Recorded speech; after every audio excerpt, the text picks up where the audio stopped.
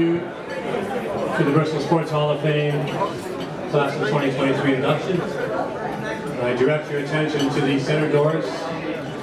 Please welcome our 2023 inductees.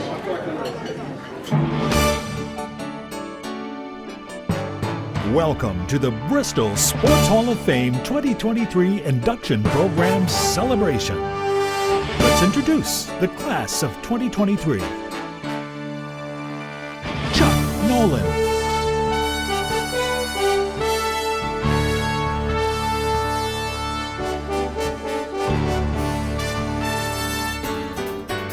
Rob Nicoletti.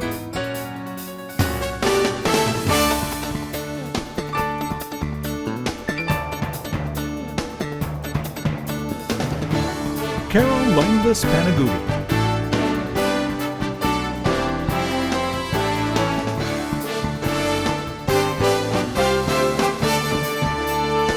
Tim Washington Jr.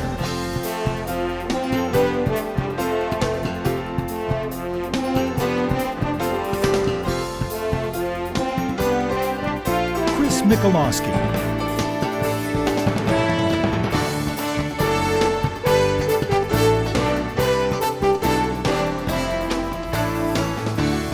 Mark Dunn.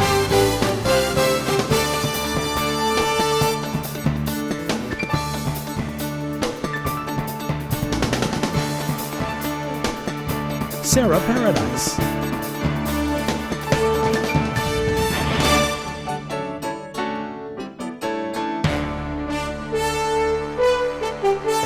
Frank Oshanko.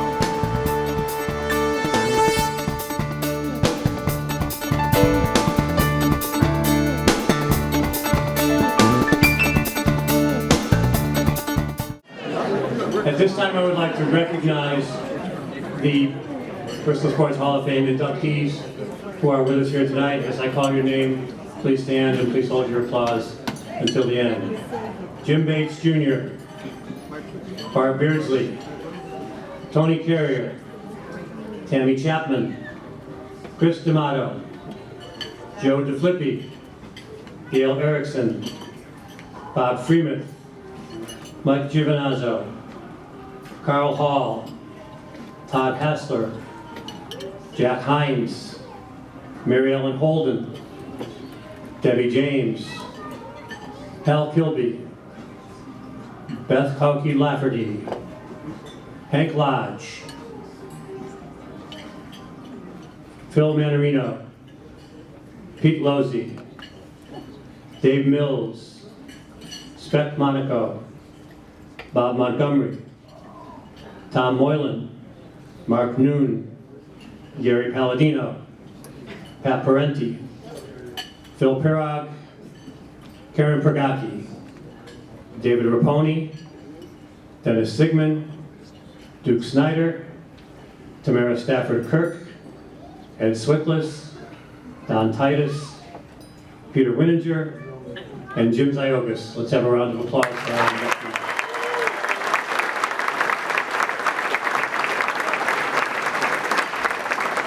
Thank you.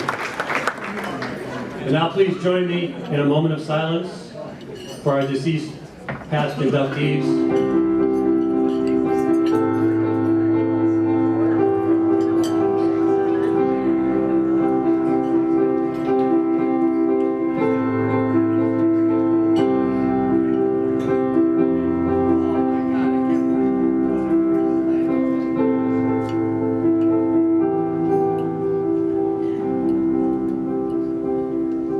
Thank you, and now please stand and join me in the Pledge of Allegiance.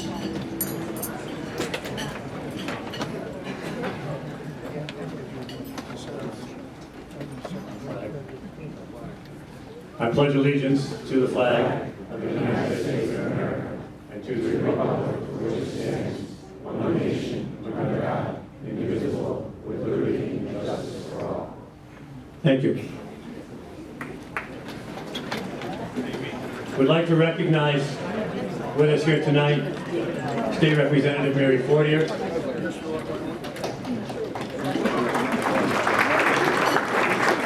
and Sharon Fortunato and the Fortunato family. Sharon is the widow of one of our founders, John Fortunato.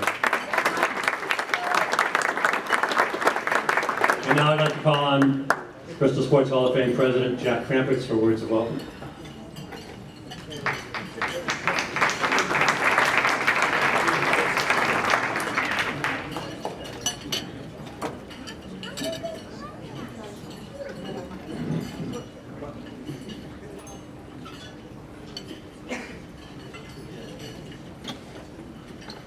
Thank you, Dave. Good evening, everyone. It's an honor to welcome you to our 27th annual Bristol Sports Hall of Fame induction dinner. We have a star-studded class to induct tonight, and I am going to lead by example by keeping this speech very short. The Bristol Sports Hall of Fame considers this induction ceremony our premier event, but we do so much more throughout the year. We host leadership breakfasts for our high school upperclassmen. We hold a Scholar Athlete Award Dinner in the spring where approximately 125 students who have an academic average of at least 90 and 3 varsity letters are honored. And at that dinner we also hand out $9,000 in scholarships to 6 scholar athletes from our 3 city high schools. In the summer we host a golf tournament that attracts only the most outstanding golfers in the Bristol area. That's why I was invited just recently. And the proceeds from that tournament help fund our scholarships and other charitable endeavors. This year we also updated the Hall of Fame website. There are many things there that you might be interested in. You can find past inductee speeches, an extensive scrapbook page, a place to nominate someone you think worthy to be inducted into the Hall, or even get your tickets for tonight's dinner. Oh no, never mind, that's too late. A huge thank you should go out tonight to the induction ceremony committee with Bob Callett and Hank Lodge as co-chairs. And we also want to thank the entire board of directors of the Hall of Fame for all the work they put in throughout the year. We also especially want to thank generous sponsors and benefactors who donate to the Hall every year to help fund our projects. One final word. The Hall of Fame is always working and striving to make this dinner better every year. And one of the things that we have talked about is that frequently the inductees speak a little too long. So in the interest of moving things along tonight, and for the benefit of our inductees, Bob Callett and I went to the Bristol Police Department lawn sale about 3 months ago and bought a used taser from the Bristol Police Department. We're not sure if it'll work, but you are also not sure if it'll work. And if you go over 5 minutes on your speeches, we're all going to find out if it works. The word to the wise is sufficient. Thank you all for being here and enjoy the evening.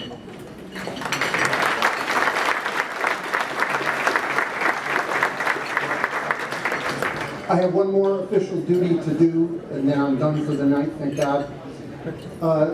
We have a special honor tonight for one of the members of the Bristol Sports Hall of Fame Board of Directors. Ellie Wilson has served as the secretary of the Bristol Sports Hall of Fame since its inception in 1997.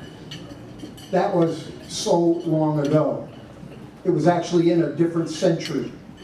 And what makes it even more impressive is that Ellie was only a 5th grader at St. Joseph's School in 1997 at the time the Hall of Fame started. Yet she handled the job without a hitch. Everything Ellie does is in a totally professional manner, and her duties are always accomplished perfectly. She's always been an active contributing member of the Bristol community. She is the chairperson of the program committee for the Bristol Historical Society, while also serving as the organization's longtime historian. She's also the historian of St. Joseph Church and worked for many years part-time in the church office. Ellie served on the staff of the Bristol Public Library for years, and she's still active with the Friends of the Bristol Public Library and serves as its liaison to the Bristol Public Library Board of Directors. But we want to thank her for all the things she has done for the Bristol Sports Hall of Fame. Ellie Wilson.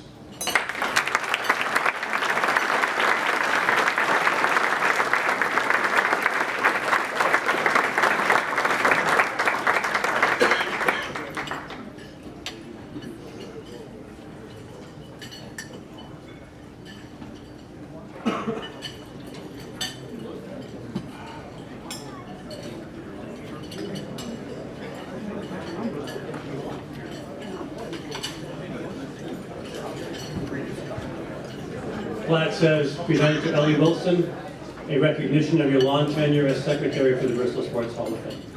Your commitment and dedication is appreciated.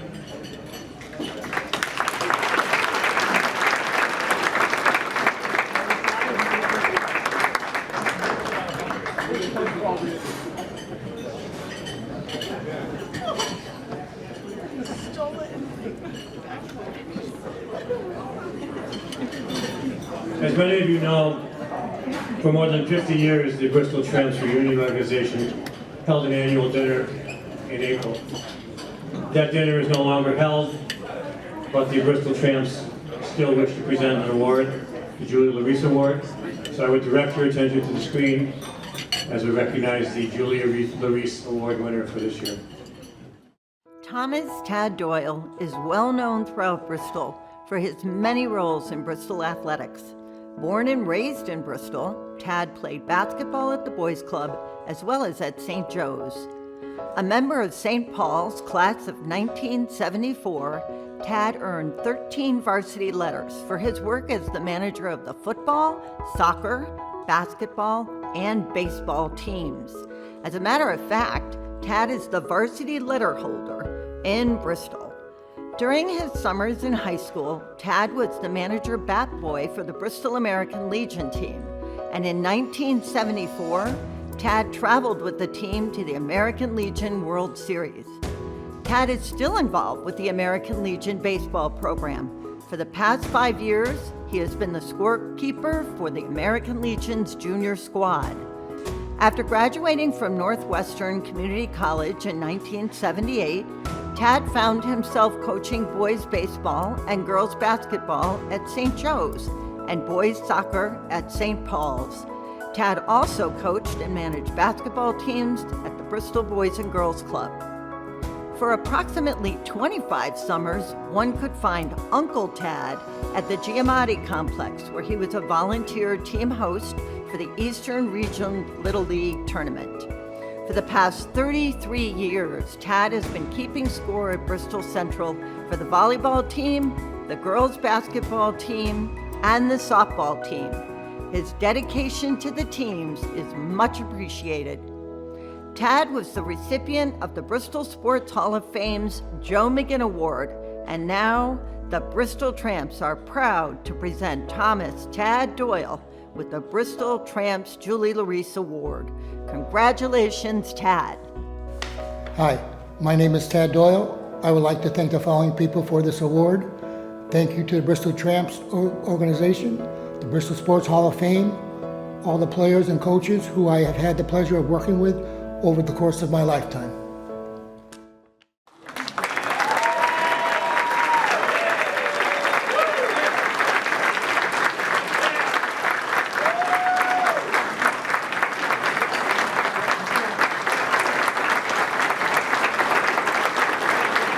Congratulations, Tad.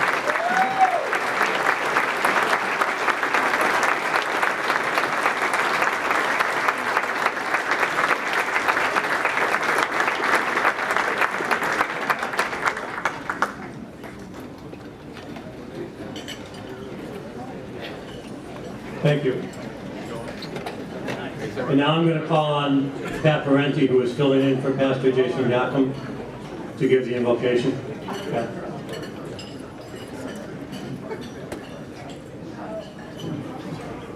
Please bow your heads.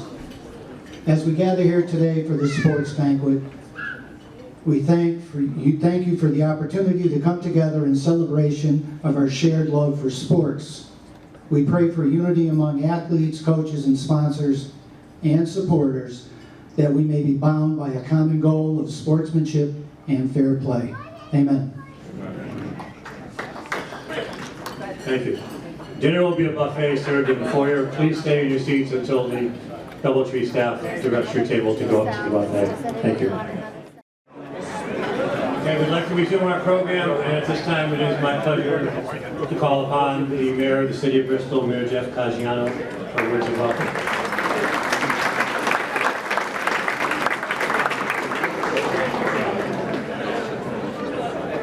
Welcome everybody. It's my great pleasure to welcome all of you here on behalf of the City of Bristol. I want to thank the Bristol Sports Hall of Fame for bringing me here again tonight and including me in these festivities. You know, Bristol is a great sports town. From the early industrial leagues that gave rise to Muzzy Field, to ESPN that has revolutionized the way we watch sports, to the Battle of the Bell, which still exists. I think it will, by the way, don't worry, I don't think it's going away. Sports in Bristol bring us together, and then sometimes it divides us, much like the Yankees and Red Sox, Bristol Eastern versus Bristol Central, and they always do this dinner right after election time, which I kind of like, so I can say that I love this dinner because the Bristol tradition, not only this tradition brings us together, but it also brings out the best of all of us. And I'm sure that we've all gathered here tonight to honor the recipients, so I'm not going to take a lot of time up here. I love listening to the stories of our new local legends. I want to congratulate all of our past awardees and our present awardees, and thank you very much.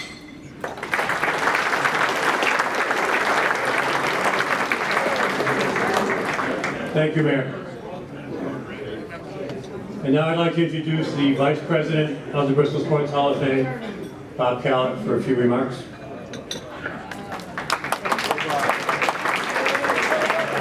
I'm not sure if there are going to be a few, but my table has already warned me if I go over 45 minutes, I'm going to be in trouble, but I promise it'll be only 30.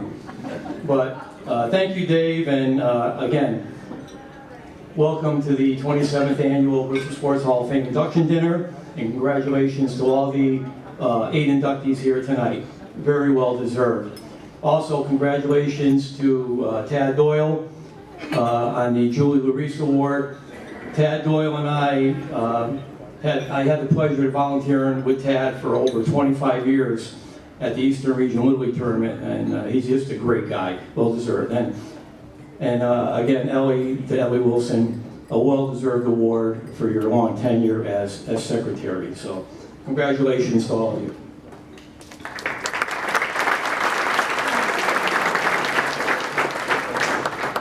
Again, the Hall of Fame is very grateful for the support from our past inductees. Dave Greenleaf read off all the past inductees. I think there was 36 of them here. That's quite an accomplishment, since only 33 of them are alive. That's pretty good. But not only do they support us here at the induction, but a lot of them play in the golf tournament. They take out ads in the booklet, and they help us with the scholarships. So without the support of our past inductees, the Hall of Fame would not be able to do the things they do. So thank you to all the past inductees for your continued support.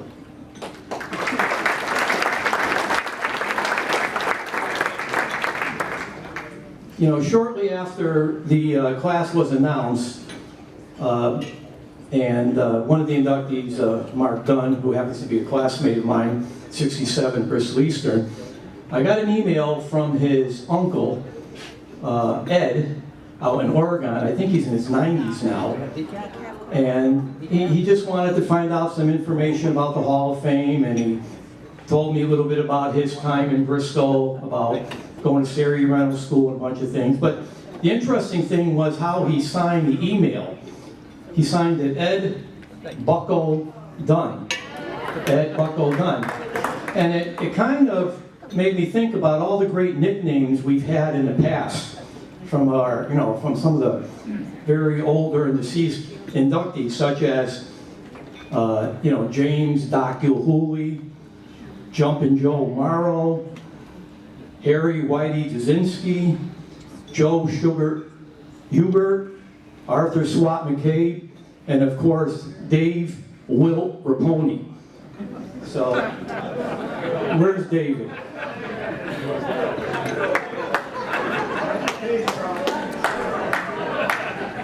David pays me good money to mention his name every year. And speaking of golf, weren't we just talking about golf? It reminds me of this little story, very short. These two ladies were just hit their ball onto the green, and the first lady number one, was getting ready to putt, and all of a sudden, right next to the green was a cemetery, and a funeral procession was coming in. So lady number one put her putter down and bowed her head and cupped her hands and said a silent prayer. The second lady said, gee, that's very respectful of you to do that. And the lady said, well, that's the least I can do. I was married to the guy for 45 years.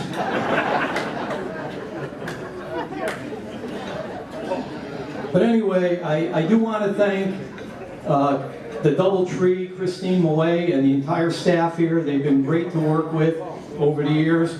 And also a big thank you to the First Bristol Federal Credit Union for their support of helping the sport of the VIP reception. So thank you to those.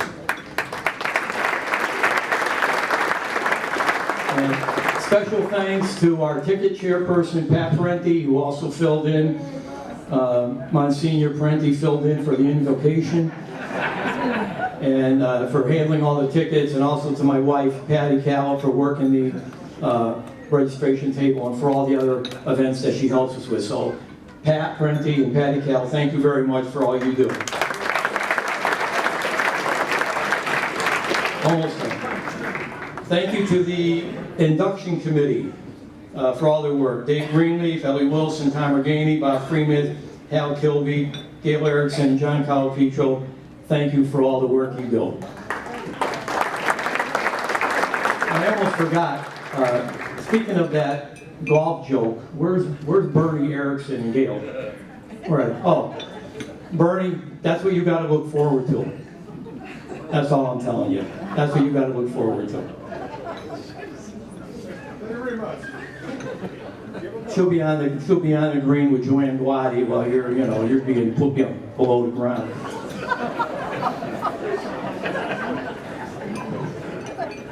A special thank you to my co-chairman, Hank Lodge, who does so much for the Hall of Fame, and also Sarah Larson for doing a lot of the work for the videos you'll see tonight, and of course, Tom Mazzarello, who does our producer of all the videos and everything you see on the screen. So Hank, Sarah, and Tom, thank you very much for all you do.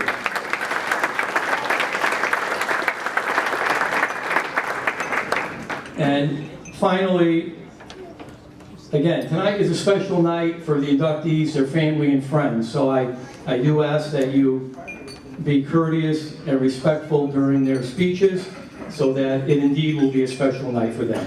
Thank you, and I'll turn this back to Dave.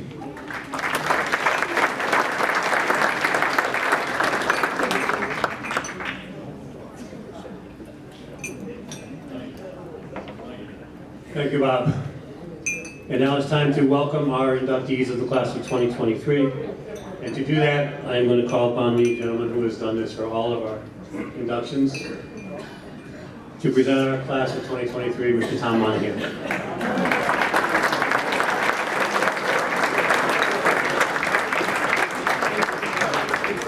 Dave, thank you. Ladies and gentlemen, thank you very much. Appreciate it. I think we have a really outstanding show here tonight for you.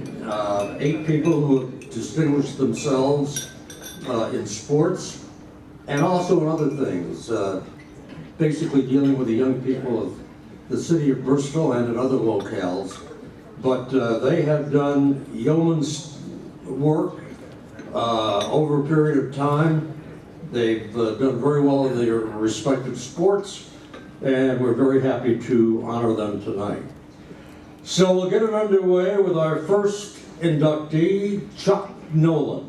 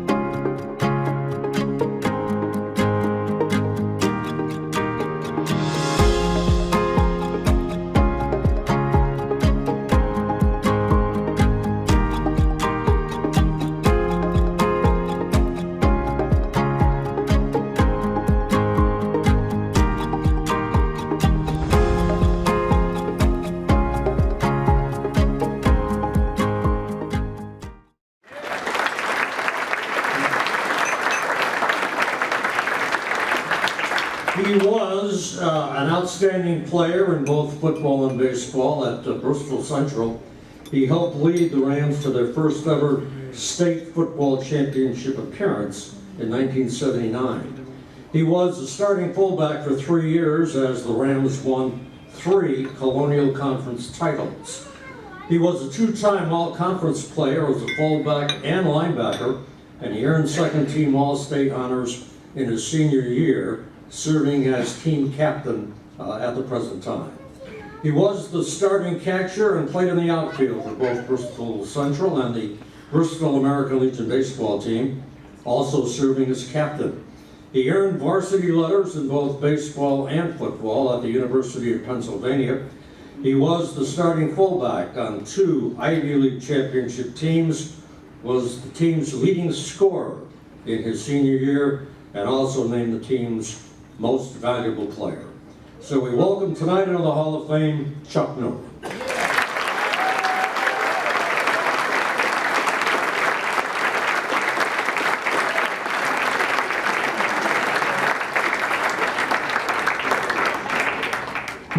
Good evening, everybody.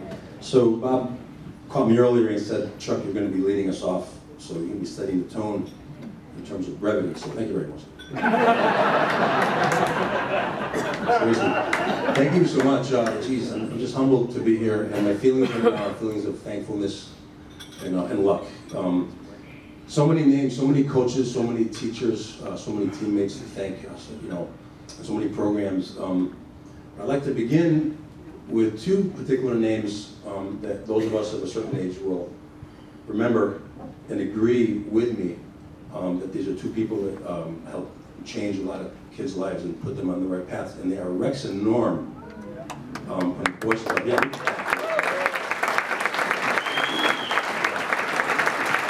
So I begin there, because really Bristol was a really wealthy town in that regard, and there were a lot of people, a lot of good coaches and big brothers and mentors out there that really cared about kids. And so we were really lucky, I thought, when I was coming up. So I'd like to give a shout out to them and say thank you. And also I'd like to say thank you to another program that it was part of my development, which was really important, and that was the Bristol Central football team, right? And I say program because it was a program, it wasn't just a team. And that was a program, the culture of which made you feel like it was an honor to wear the uniform. And whenever you get that, you get a successful team. And I was one of those kids. I felt it was an honor to wear the uniform. So much so that I was petrified when I got up there as a sophomore, and I'm playing against guys that I was watching play when I was in middle school. And so, during preseason, in the middle of one practice, Coach Papazian, another name I'd like to say thank you to. I'm really nervous, and he says, "Well, let's go out and you're really hot, put some water in your helmets, cool off a little bit." And we get to the water fountain, and I'm like, okay, water, helmets, water, what am I going to do here? So I go actually to the water fountain, and I start just putting water outside of my helmet, washing my helmet. And I look over, and Dave Tessa's looking at me, and he goes, and he looks over to Joe DeFucci, he says, "Sophomores are stupid this year, aren't you?" So it's like, yeah, welcome to varsity. Programs like that, people like that, really, I'm very thankful for, and I feel lucky to have been a part of those programs and to have been mentored and coached by these people. From Henry Kuchar, who gave me my first uniform in Little League, all my baseball coaches, the Don Tituses, the Bill McCooeys, the football coaches, Coach DeSantis, Coach Papazian, Coach Mancini, Coach Bruni, and I'm sorry if I'm leaving out names, but I thank you so much, and all of the Godbots, thank you for coaching me as well. Yeah, so thank you so much, and thank you Bristol, thank you Hall of Fame. Again, I'm humbled, and thank you for letting me go first.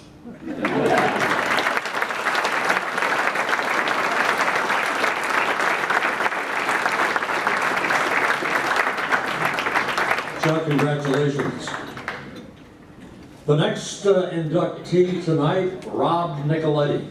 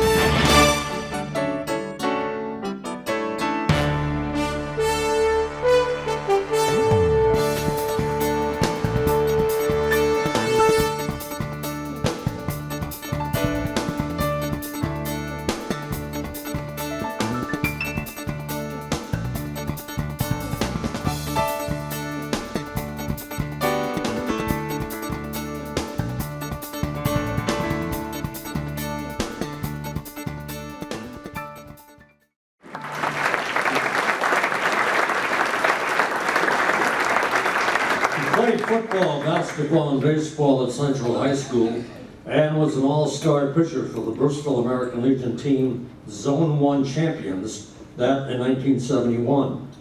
He posted a pitching record of 44-8 in 3 years as a starter with Central and also with the Legion team, and was the starting pitcher in the 1971 American Legion State Championship game, which drew a crowd of nearly 3,000 fans to Muzzy Field. He started his athletic career at St. Anthony's School and also in the McCabe Waters Little League. He was an all-CCIL defensive back for the Central football team, as well as a two-time all-CCIL pitcher. He went on to play baseball at Eastern Connecticut and led the team to a third-place finish in the NAIA National Tournament, that being in 1975. He was also selected as an All-New England Division III pitcher at Eastern, that being in 1978. He won 2 league titles while playing for the Bristol Cassins in the Greater Hartford Twilight League, and he also did some coaching in the McCabe Waters Little League, leading the Giants to the city championship in 1993. Let's welcome tonight Rob Nicoletti.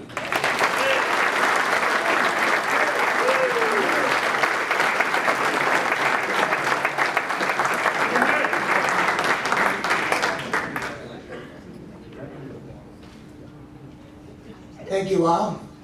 Chuck, you started out right.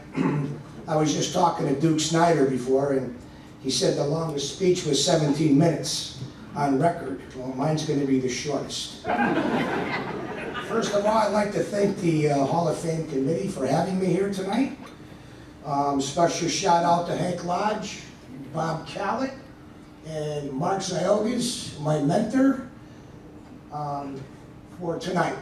And the last text I had with Mark, I think it was Monday, or email I should say, to make sure I was here on time at 5:30. And he said to me, he says, make sure you slick your hair back and look pretty. Well, Mark, I'm 0 for 2 and I'm out of luck. But to make this short, first and foremost, I'd like to introduce my family. And one of my very good friends at my table, Brian Gatto.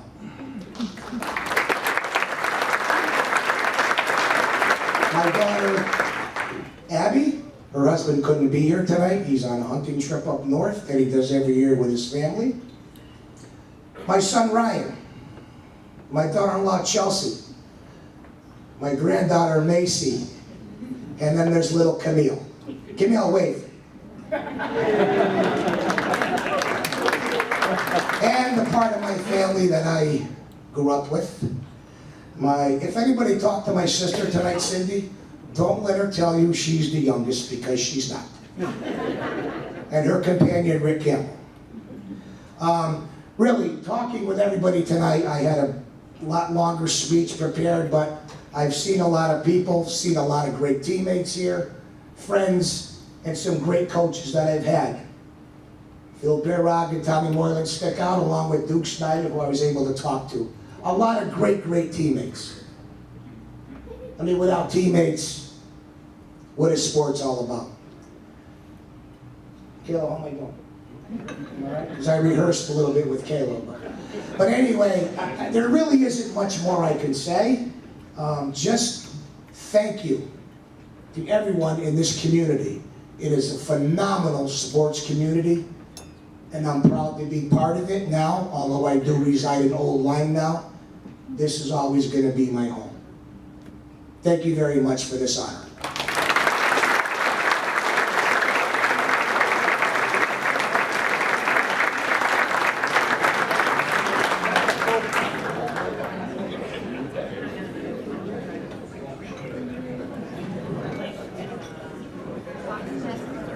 Inductee number 3, Carol Langois Panaguti.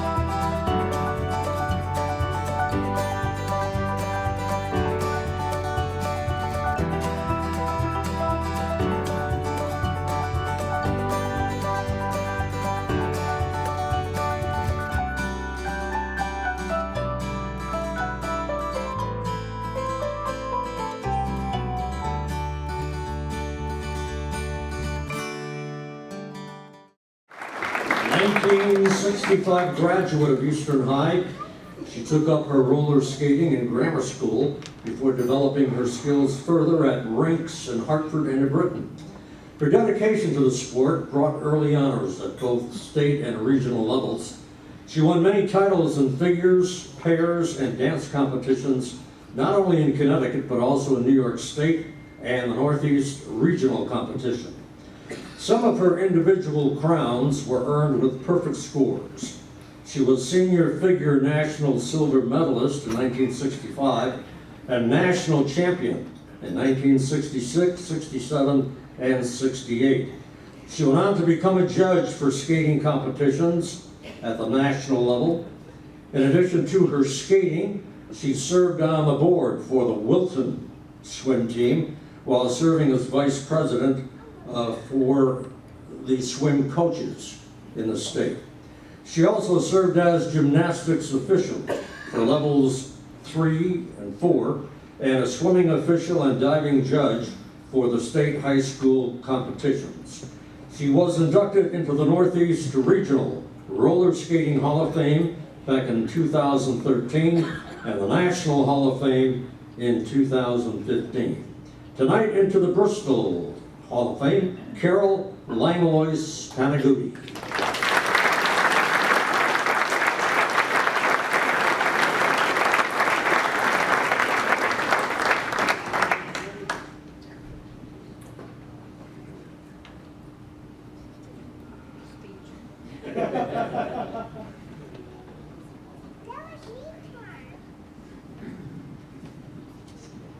Hey, thank you, everybody. I'd first like to thank everyone involved with the Bristol Hall of Fame. Your dedication to years of commitment and service is commendable. I also want to send out a thanks to my cousins who were here tonight, Karen and Frank Ventrella. And they were helpful with my recognition and everyone who was involved in putting together such a remarkable evening.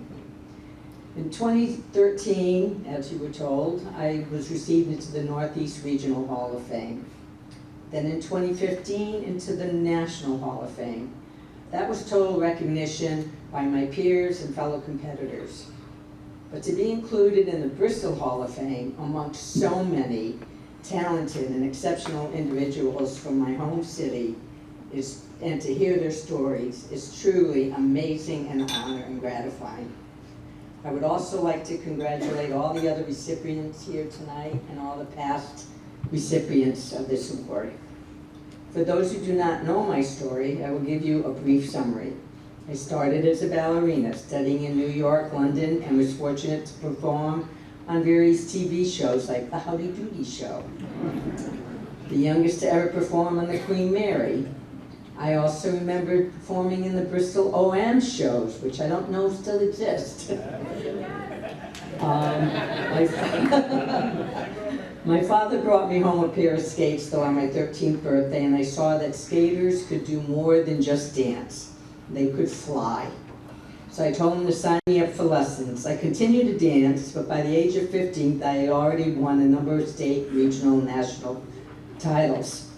While I sat watching Senior Ladies Figure event, said to my mother, "I'll say I'm good when I win that event 3 years in a row." She looked at me and said, "No, you don't say things like that." This is how I also learned all the important lessons I would need throughout my life. The only way you learn these is through pursuing any endeavor with complete passion. You learn time management, goal setting, visualization, persistence, never quitting or saying I can't. You lose with dignity, and you are a compassionate winner. You respect those you work with and compete against. When hitting that hard wall, which we all do, and you feel you can't penetrate, you learn to push harder. Those are just a few of the reasons why our parents support their children in all kinds of activities.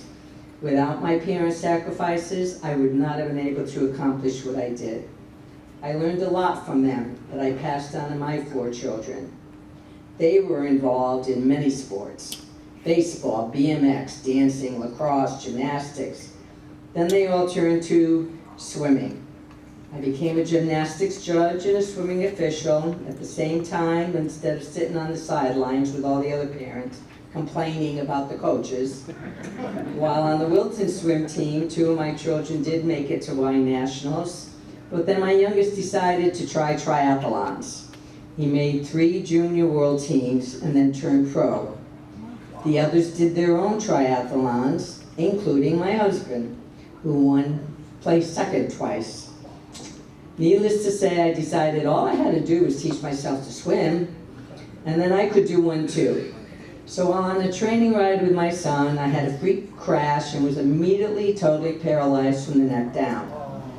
My husband was told I would never walk again, which he never told me. So I took all that I had learned through all the skating and the sports and applied to my new challenge. It was harder than anything I ever had to accomplish before. But with my family putting a t-shirt on the wall of my hospital room, which read, "A goodie will never say die," I went to work. So my Christmas gift to my family that year was to take my first steps. With all their encouragement, help, and endless care, I succeeded in walking. A year later, I walked into that doctor's office, and much to his surprise, he couldn't figure out why. But of course, I overdid my exercising and wore out a hip and 2 knees. I can't walk my daily mile, but I can still swim now a mile and more. And I do 2 hours of pool workouts every day. Thanks to my family, I walked my daughter down the aisle, danced with my sons at their weddings, and through all of this by my side for 54 years, my husband, who just did skydiving with his granddaughter at 81 years old. So being paralyzed never has to stop you. It just pushes you harder. So thank you, Lou, and thank you for everybody here and for the Bristol Hall of Fame. This is such a great honor. Better than anything you could ever expect. Thank you all.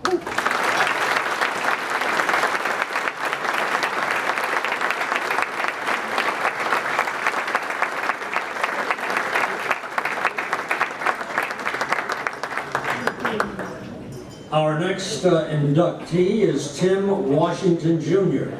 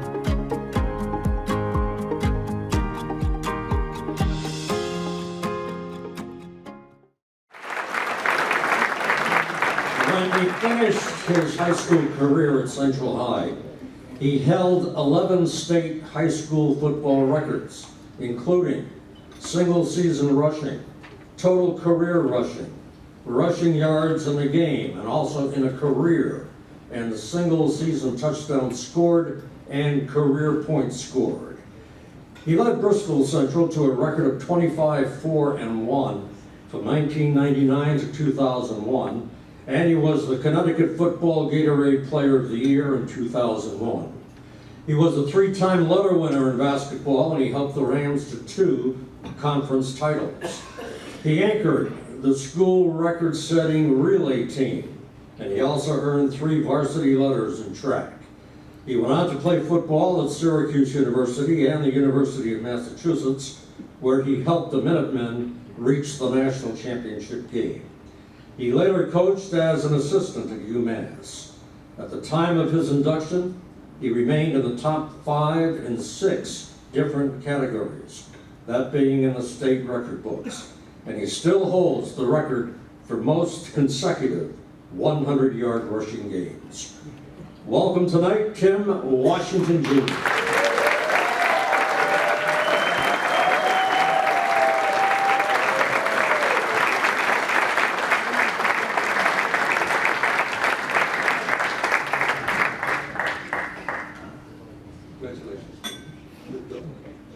Try to stick to my 5 minutes, but thank you so very, very much. You know, growing up, I heard so many times, you know, just a kid from Davis Drive, but it goes to show what happens when opportunity meets some motivation, some intelligence, and a little bit of skill, what can actually happen. First and foremost, I would like to thank everyone here who has taken the time to recognize, celebrate, support all of us in this room tonight, from family, friends, former teammates, faculty, peers, in the Bristol Sports Hall of Fame.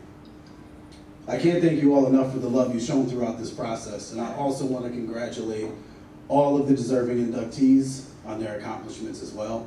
I've learned so much about you all throughout this process, and it's meant a lot to me. I want to give a special thanks to my family for joining me here tonight.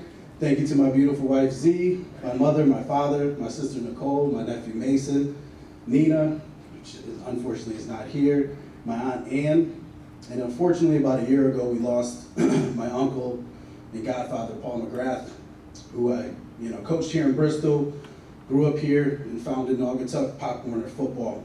I really wish he was here to share in this moment, but I know he and so many others are here in spirit. I also want to thank my brothers Mike, Rico, Noah, Raymond for your constant support since we've been kids. I also want to recognize the Hernandez family for being such a big part of my childhood and adulthood after all we've been through. Dave, Lisa, Davina, Crystal, DJ, and Aaron. Hate it or love it, you can't erase history, so I personally choose to acknowledge it. I want to dedicate this honor to my kids, Milani and Trey.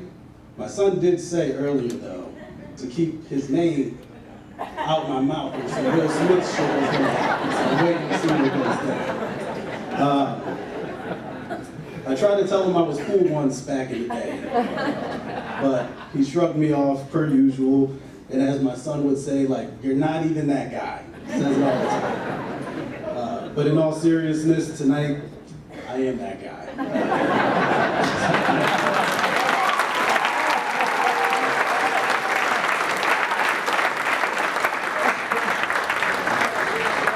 But more importantly than that, I'm your father, and that brings me much more happiness than any award can ever do.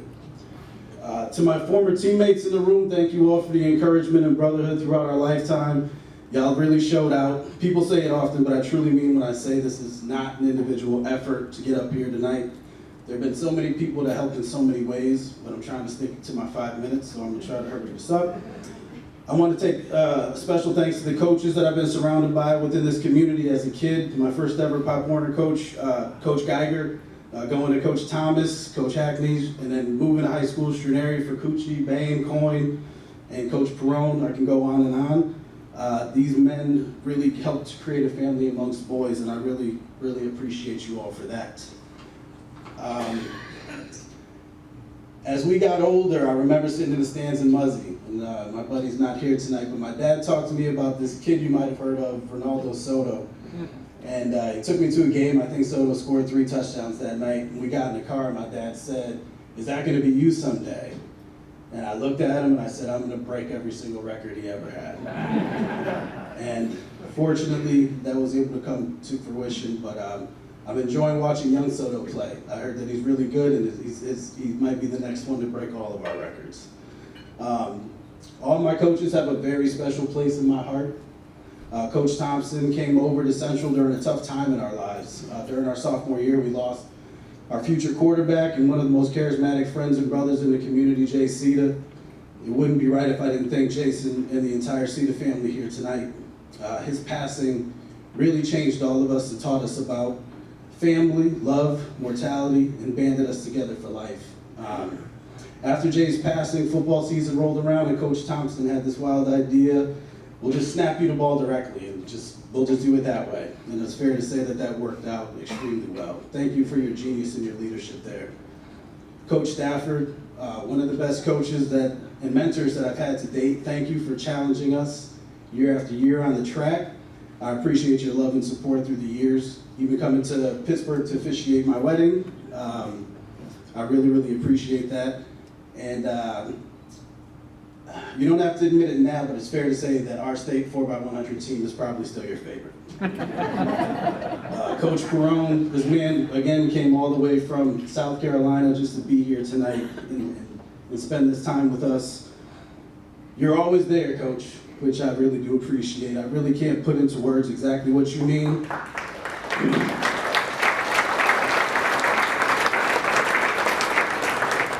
You've been there through Pop Warner, through CETA, through high school, through Syracuse, UMass life. You taught us about the true meaning of being a dependable teammate, respect, and most importantly, love. I can't wait to be in this room when we induct you into the Sports Hall of Fame really soon. I appreciated this journey and still remain really humbled by those that surround me. I hope in our time spent together, I've created a positive mark on you in some way, and if not, I hope I do so in the future.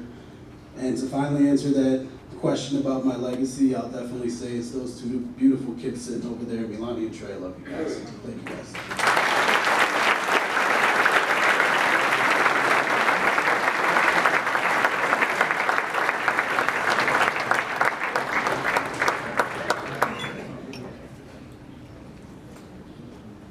The next inductee is Chris Michalowski.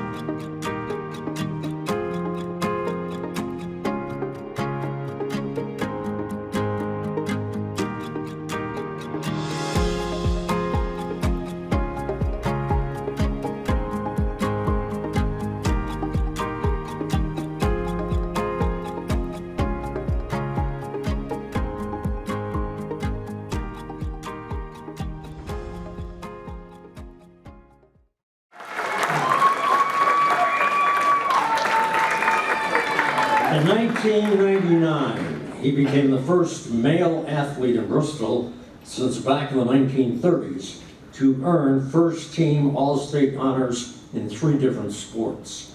He attended Emmanuel Lutheran School, where he was the first player in school history to score 1,000 career points, and he led the team to a 4th-place finish at the National Lutheran Basketball Tournament.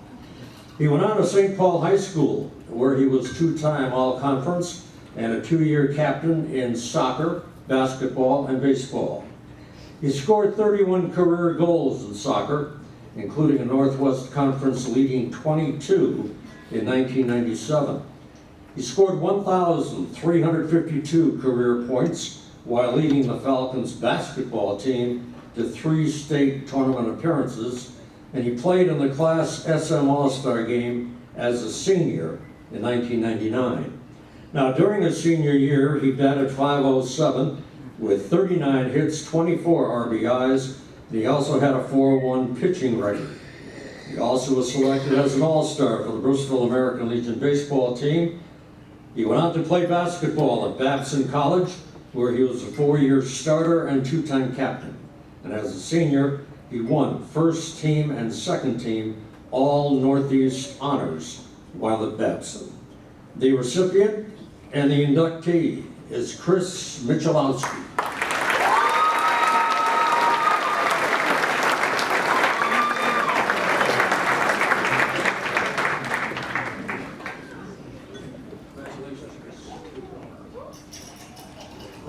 Good evening.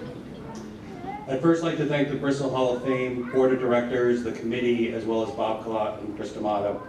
I also want to thank my friends and family for coming, especially from those out of state.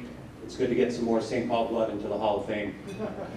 From the nomination process to receiving the acceptance letter in the mail to hearing from old classmates, teammates, and coaches, the whole process has been so much fun.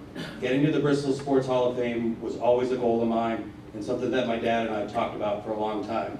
Getting in means a lot to me. I've been trying to tell my kids that I was decent at sports when I was younger, and now I have the evidence to prove it. I wanted to give a quick shout out to the Bristol Press. It was a very different time 25 years ago. There were no internet articles, no Twitter notifications.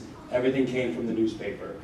Every morning after a big game, I used to go to the convenience store before school and buy a copy or two if I was mentioned in an article or featured in a picture.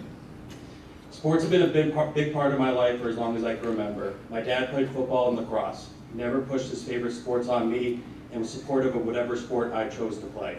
My mom wouldn't let me play football, and also the fact lacrosse wasn't popular at the time also could have played a role. My dad used this lacrosse stick when I used to use my baseball glove to play catch. I thought it was the coolest thing ever. My dad never missed a game, no matter what sport, location, time of day, my dad was there. He pushed me hard, and at times I pushed back. But looking now, I realized all he ever wanted for me was to be the best that I could be. I'm so thankful to him for all his dedication to me and my love of sports.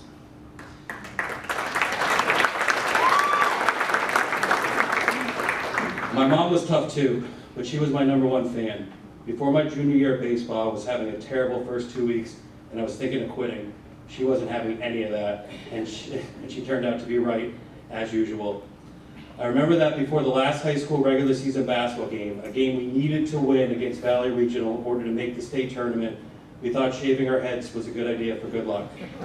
I honestly was more nervous in the locker room to see my mom's reaction and make eye contact in her layup lines than I was for the actual game. Luckily for me, we won the game. My grandfather, Pop, was highly involved in my sports career from the beginning. He's the reason I'm a Yankees fan. I would look over to him to see what pitch I should throw in Little League when I was on the mound. In fact, on opening day as a 10-year-old, I had a group of family members drinking at my game as it was the day after my aunt's wedding, and the party just continued in the outfield. Pop kept all my stats. You name it, he had it. The keeping stats continued throughout my high school career, and I have the binder to prove it. Fun fact, my grandfather once got kicked out of Emmanuel Lutheran School middle school basketball game when a ref refused to continue the game until the spectator was removed from the gym. All of my schools were small compared to my opponents. My Emmanuel grade class had 13 people in it. My St. Paul graduating class had 93. Babson roughly 400. St. Paul was the only Class S school in the Northwest Conference at the time, not to mention non-conference games for Bristol Central and Bristol Eastern in every sport. Coach Armington at Emmanuel Lutheran, coaches Steve Phelps and Robert Mayer at St. Paul, and even Coach Stephen Brennan at college didn't use the fact that we were a small school for an excuse. They expected us to win regardless, and that's how I felt as well. Essentially, my friends and I were going to show up and give you everything we got. I don't think St. Paul plays Central or Eastern in basketball anymore, but winning the city title in basketball was important to me my senior year and something I took pride in. Outside of my own playing, watching Dan and Jill, my brother and sister, and then my own kids, Maddie and Cole, has been amazing. My brother was an awesome soccer goalie for both Bristol Eastern and Western Connecticut, although he's lucky he never had to play against me. Nothing I enjoyed more than fighting with the other team's crowds during one of his games. My sister was big into dance and cheerleading, especially the teams I was playing for. She technically might be the only St. Paul cheerleader who never actually went to St. Paul, but she cheered at all my games. As I was writing this speech, I realized that my wife and I were passing this tradition on to our kids. I'm coaching my son in football, a sport I never played, but one that he loves. We recently went 11-0 in our season and won the championship. And although I had my dad trying to signal in place from the sideline, I felt that I had won the Super Bowl watching him lead his team to victory. My daughter is doing incredible too as she starts her sports career in soccer, basketball, and gymnastics. She's also wearing my favorite number, 13. I can't wait to see where their journeys go. Lastly, I wanted to thank my wife, Laura, for her constant support and encouragement. I wouldn't be at this point without you. You make a great team.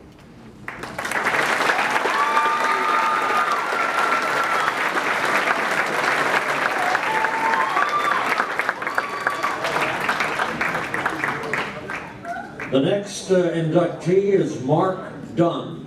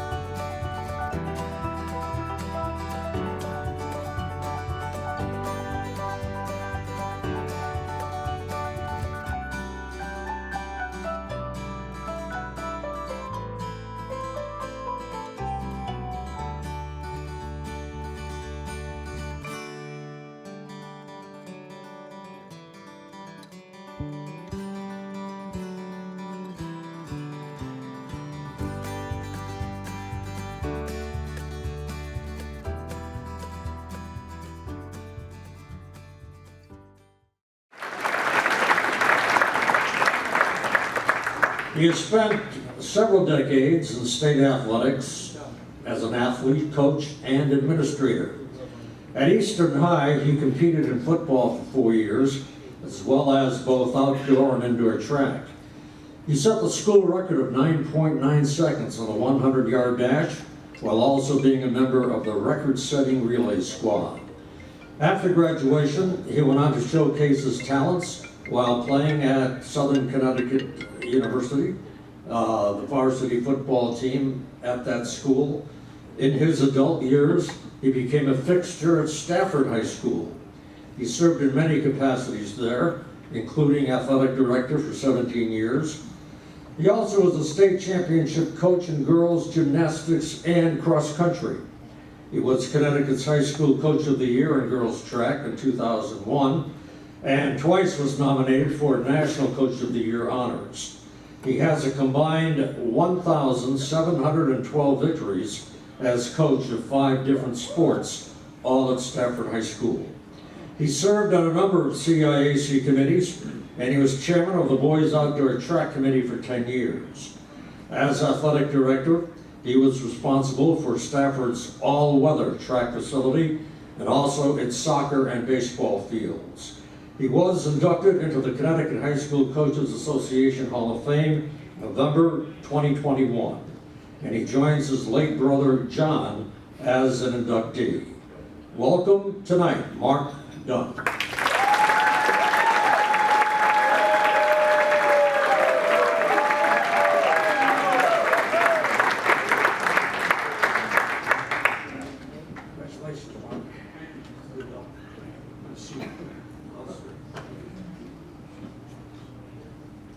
Good evening, everyone. I wish to thank the selection committee for honoring me this evening and congratulate my fellow 2023 inductees. When Bob Caleb first called me to say that I had been selected for the Bristol Sports Hall of Fame, he told me I was the second person from our Bristol Eastern class of 1967, and the first was Bobby Jones, a tremendous athlete. I wondered when I was selected how many siblings had been entered into the hall, and I was quite surprised to find that there were quite a few. My younger brother John entered the Bristol Sports Hall of Fame in 2006. He was a terrific football and track star at St. Paul High School in the early 1970s, and I was thrilled to be able to join him. Cancer took his life much too early, but I'm sure that he is here in spirit with a big grin and reminding me that he beat my sprinting records. And his son, Jason, and daughter, Brittany, are in the audience tonight. A career in athletics and teaching began to interest me when I entered Bristol Eastern in the fall of 1963 and joined the football team. I admired my coaches, Fred Duval, Tom Eck, and later Dave Mills. Johnny Floyd asked me to join the track team and made a huge impact on myself. I was lucky to be on football teams with Mike Hannon, Terry Della Vecchia, Keith Ronaldo, Billy Atkinson, Ron McAdams, and Bruce Abbott, just to name a few for football. And Mike Ritchie and Dan Bergeron led the way for successful track teams. These coaches and teammates epitomized leadership, and as you might have guessed, I loved my time at Bristol Eastern. At Southern, I played football and majored in physical education. One of the skills classes that we had to master was gymnastics under the U.S. Olympic coach Abe Grossfeld.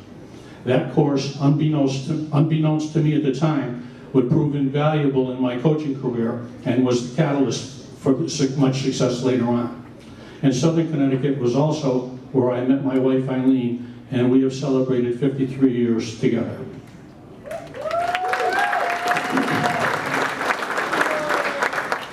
In 1985, I went to Stafford High School to teach PE and became the head football coach and was also named the athletic director for the Stafford school system. I remained in the AD's position for 17 years and also had the opportunity to become a jack-of-all-trades coach. There weren't many sports that didn't interest me. In the mid-1990s, I was contacted by former Bristol administrator Tony Mosa, who was with the CIAC. That organization oversees all high school sports in Connecticut. Tony said he had a vacancy on the state boys track committee, and he then surprised me with and he asked me if I would sign on, and I accepted. Then he told me, "You're also going to be the boys committee chairman."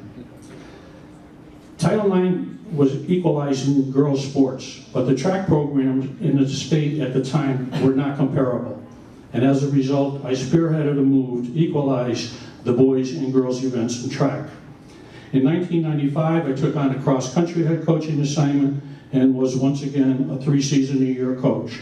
And our girls teams won the state class title in 1997.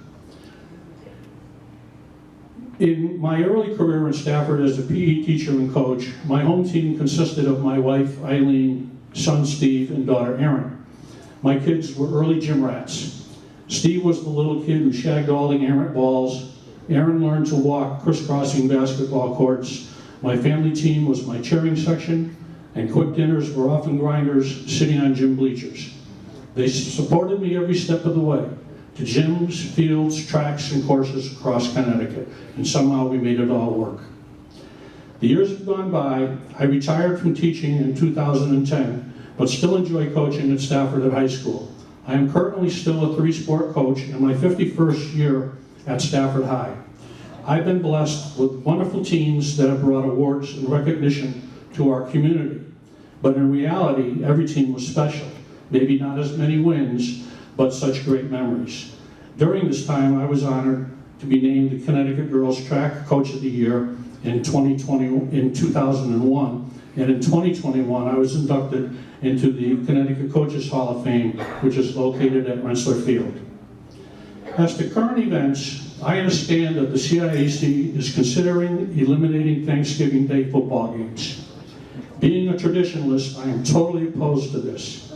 As a former player and coach, the atmosphere of the Turkey Day game is unique and can never be duplicated. The memory of Muzzy Field in the 1966 Thanksgiving Day game, when I was fortunate enough to return the opening kickoff for a touchdown and scored 2 more after that, will stay with me forever. And I sincerely hope that the tradition of the Eastern Central football game on Thanksgiving will continue. My addition to the Bristol Sports Hall of Fame means as much to me as any prior recognition. When I go to large track meets, I always find myself watching the current athletes from both Central and Eastern to see how they are conducting themselves and how they are competing as teams, and they do very well. With utmost sincerity, I believe that the Bristol community, its coaches, and my teammates have given me the foundation, skill set, and opportunity to succeed as a physical education teacher and coach. I am deeply appreciative of this recognition from my hometown, and to this day am proud to have been a Bristol Eastern Lancer. I again wish to thank the Hall of Fame and congratulate my fellow inductees. Thank you to my family and friends who have come this evening for this very special honor. In Stafford, to my student athletes over the years, to my friends, family, and even my grandchildren, I am simply addressed as coach. That's all I ever wanted to be. Thank you.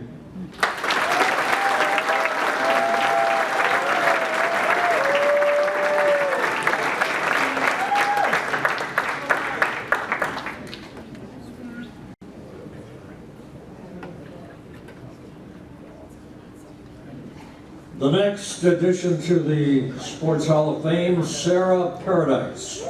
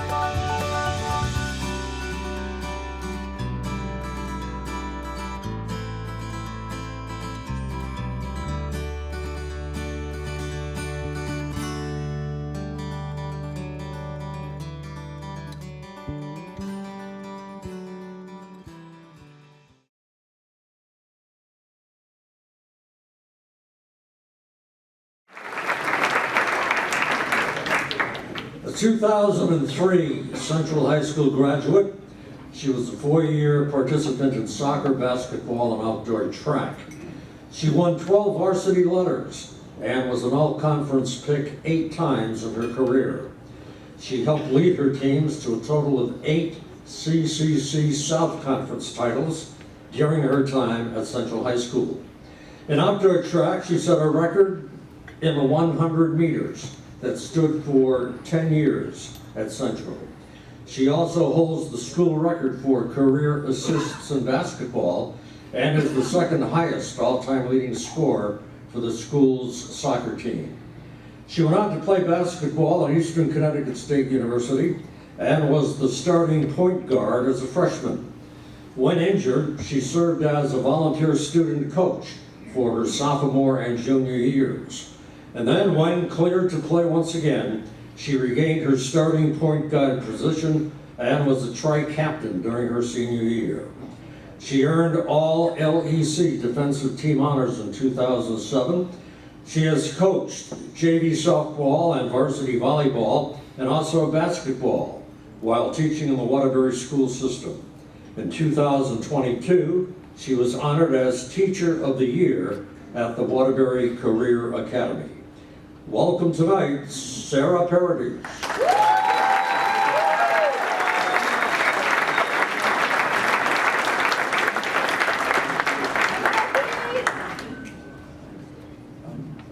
Good evening. I'd first like to congratulate my fellow Bristol Sports Hall of Fame inductees. It's such an honor to be with you tonight. Although I didn't personally see everyone's impressive accomplishments, I did have the privilege of witnessing Tim Washington's career, and let me tell you, he made every fall Friday night of high school thrilling. The epic battles between Bristol Central football and New Britain and Southington will be forever embedded in my brain.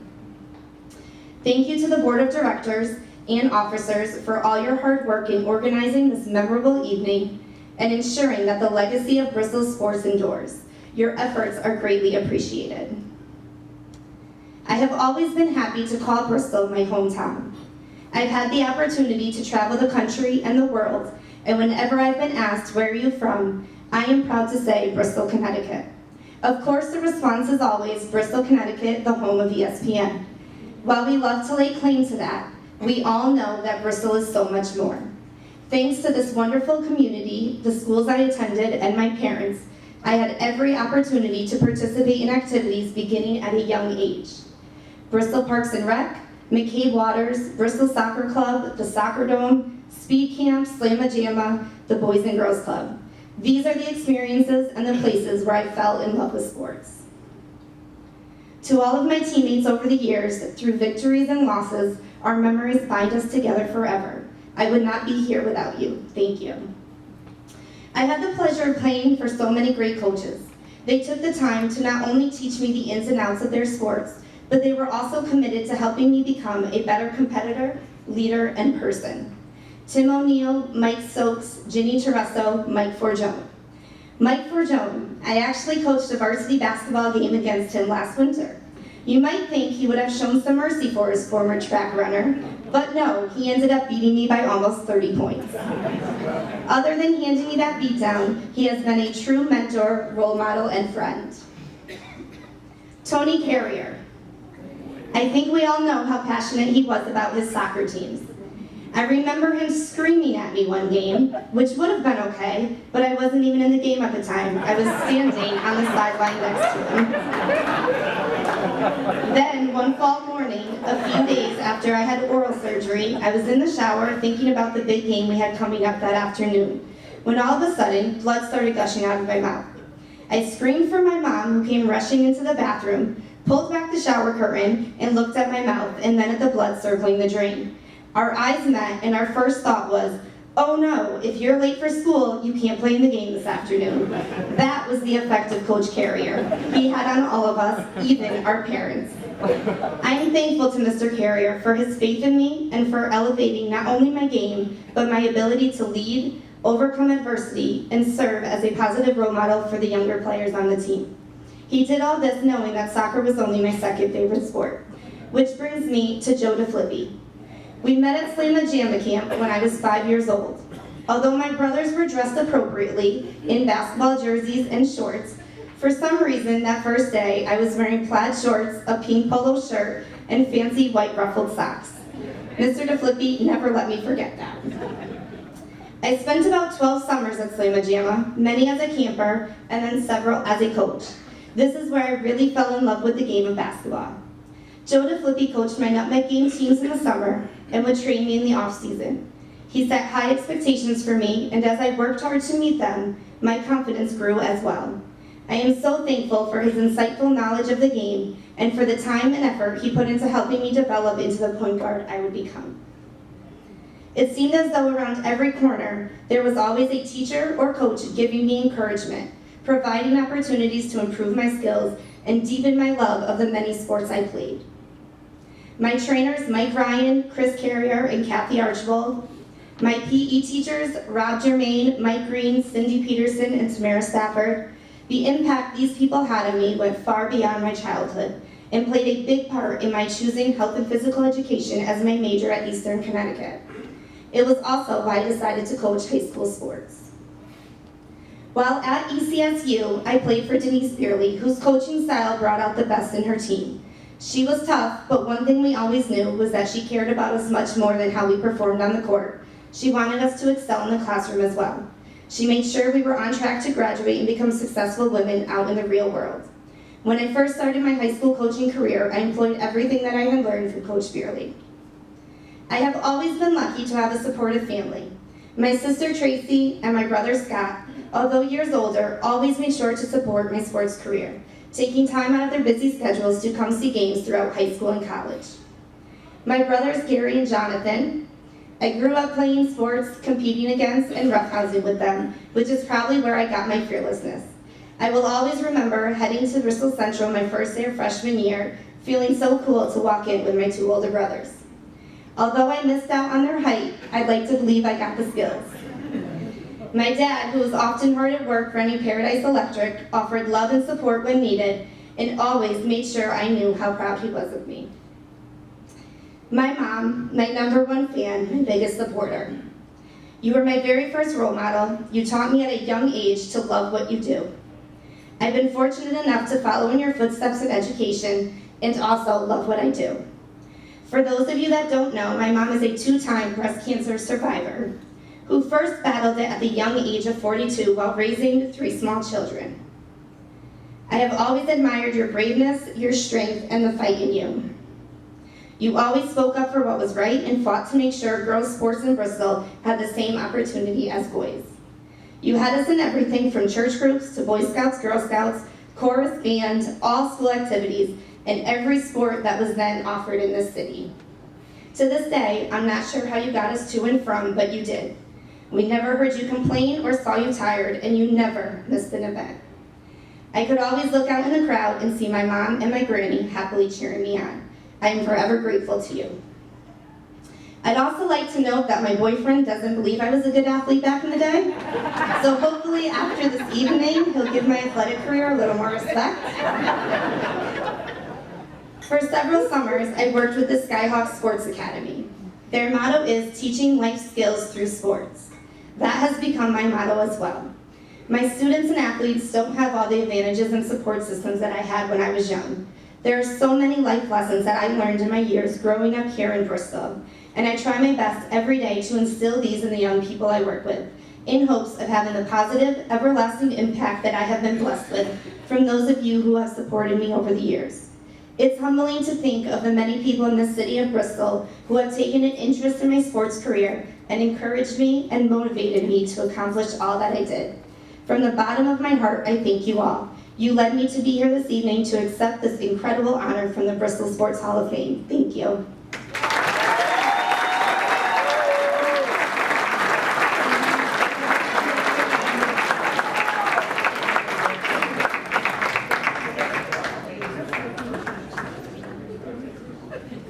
The next inductee is Frank Oshanko Jr.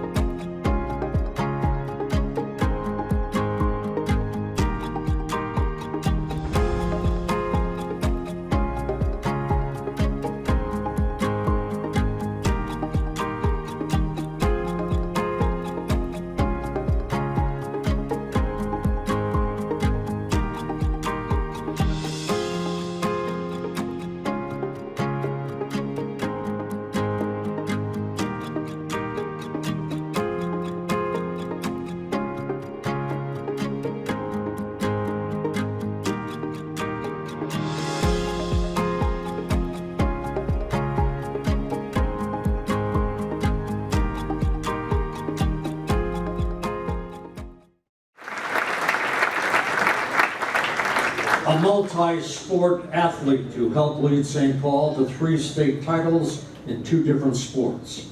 He played 2 years of basketball and baseball for St. Stanislaus School, that of course being in his early days. He also played Pony League baseball and 1 year of American Legion ball. He went on to be all-conference for St. Paul High School basketball, while once making 239 consecutive free throws in practice. He helped lead St. Paul to 2 state titles in basketball, 1974 and 1975. His school's baseball team won a championship in 1972 before losing the following season in the finals. He has coached Forestville Little League boys baseball and girls softball, as well as St. Paul softball and freshman basketball. He's also coached Bristol Central JV basketball, JV and varsity basketball at Lewis Mills, and boys and girls basketball at St. Matthew. He has officiated basketball at both the grammar school and high school levels. He has been a senior member of the former Forestville Boys Club, and he's also played an integral part in decorating Forestville Center with U.S. flags during the holidays. He's been a dedicated member of the Bristol Tramp Sports Reunion Committee, and he joins his father Frank, also known as the General, with his induction tonight. Welcome, Frank Oshenko Jr.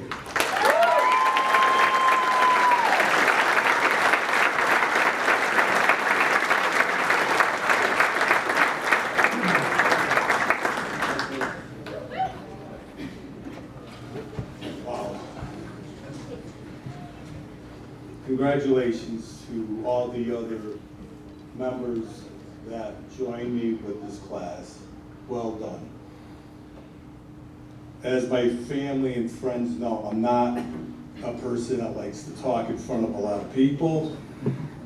When I coached, I used to like yelling at a lot of my former players. Right, Ashley?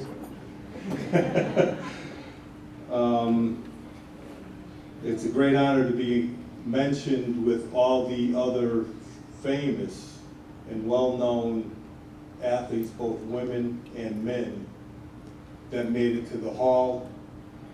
It's, especially with my father. He was a great mentor in my life.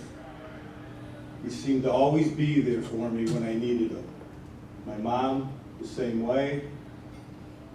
They're both gone, and I know they're looking down on us right now and giving us blessings. I'm not well prepared with my speech like everybody else here. Everybody's reading off their notes. I'm just trying to keep it short and sweet, knowing I'm the 8th person coming up here. Again, a lot of my coaches that I had through the years, starting with St. Stan's, I had Stan Orzel, Bob Sisko. I don't know if anybody remembers him, always being there for us for St. Stan's. With baseball, I had Gary Santorso,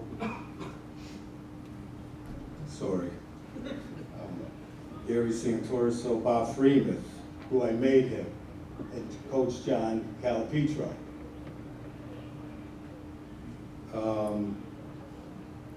I just wanted to say that I appreciate everything that has happened with my life being involved in sports in Bristol, but I'm letting you know that I am from Forestville.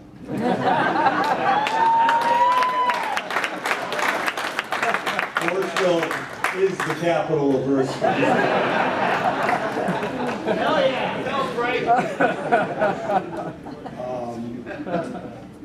Through the years, I've had many good times with coaching and playing. I had Mark Noon at St. Paul's. I had Brian Corbin, and I had Rob Casey, who's here with me, my longtime friends who've been around. My coaches at St. Paul's were George Sinnott, Tom Dickow, who was very valuable into my life, and Gary Palladino, who's always been short on words when he talks.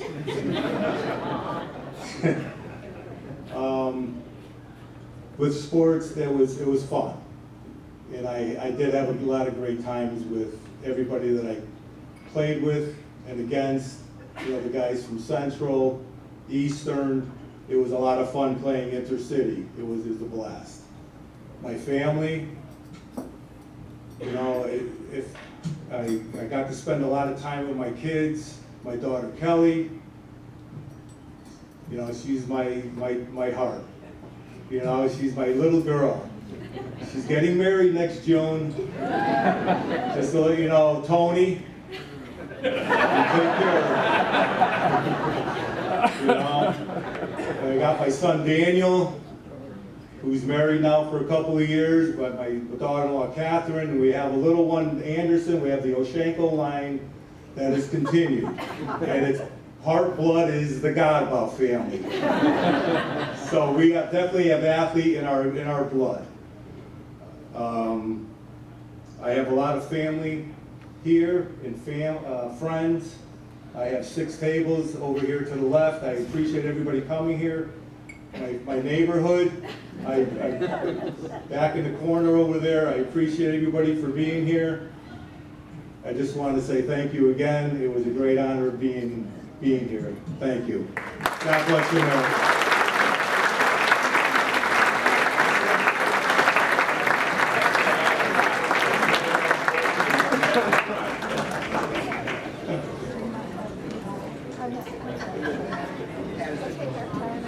Folks, you've been a terrific audience tonight, and as we do every year, let's hear it one more time for the inductees.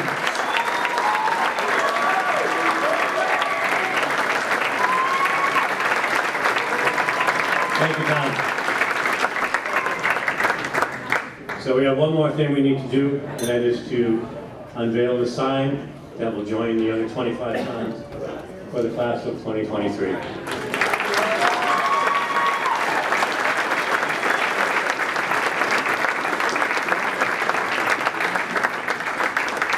And that sign will be hanging here in the rafters 1 year from today when we come back to welcome the class of 2024.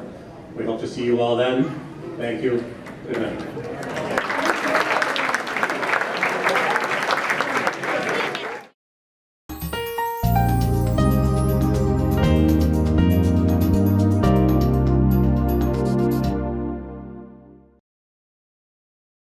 When we think of an iconic New England town green, we think of the place where people got together and maybe heard some music, heard someone give a speech, maybe get an award. Times have changed, but the digital town green still brings all those stories, all those voices back to a central location. Nutmeg TV has been providing community television for over 30 years. We provide great facilities and training and equipment to allow anyone to come in and produce TV programming for the community. Whether you're a college student looking to get into this industry or a senior citizen looking to learn a new skill set, we've made our equipment accessible to anybody. Nutmeg TV is a family, and we embrace diversity, and we work with folks from all walks of life. And it's our job to make these studios available for anyone to use. We educate folks in how to do TV production, podcasting, etc., and so they can go on to other careers in the TV business. Nutmeg TV is really blessed to have a great group of folks who work here. We have a culture at Nutmeg TV that is set from the moment you walk in the door for positivity all day long. Each and every day, we are affecting the community in which we live. We needed some studio upgrades, and we were able to get a grant with the state of Connecticut, but we needed that extra bit of cash in order to get over the hump. As you know, technology is very costly, and we needed to do that. And Ion Bank believed in us. They believed in us. They believed in the project. They came down, they took a look at what we needed, and they said, you know what, we can help get you the rest of the way. As a result of Ion Bank's financial help, we've been able to help others move on in a field that's difficult to get experience in. It's very important when you're a business that works in the community and for the community that you're working with partners who understand who you are. And Ion Bank does that. They walk with us every day. Community is important, and Ion gets community, and they get Nutmeg TV. It's community banking at its best.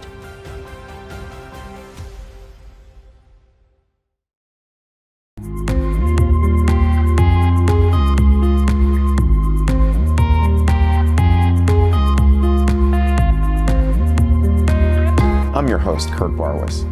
Today, I have a very special guest, Dr. Andrew Lynn. Hello, and welcome to another episode of the Veterans Corner. My name's Chuck Wooden. Decision for ourselves for this week, if we want to be made well. Hi, welcome to the crack of dawn. It's Dawn Lombardi. I'm starting the painting. It's going to be the cliffs with some water. Love it. He took me on the sets of Lost in Space, Batman. Everybody has a story. What's yours? Until next time.